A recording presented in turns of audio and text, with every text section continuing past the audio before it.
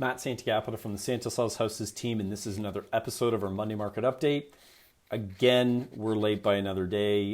We've got a lot going on, so we seem to always get preoccupied, and this has fallen off to the side. But anyways, let's get into the numbers. So this past week in the City of London, we've seen new listings in at 136, conditional sales at 52, and pendings were back up past the 100 mark to 103. And then price decreases have stayed pretty steady with 33 this past week. That seems to be roughly about where we've settled in on price decreases.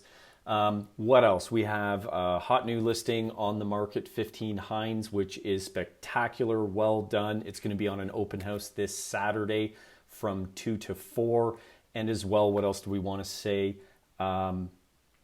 If you don't receive our home equity home equity report already, there'll be a link in the description here. You can go out, fill out your information, and you're going to become a member of our rewards program.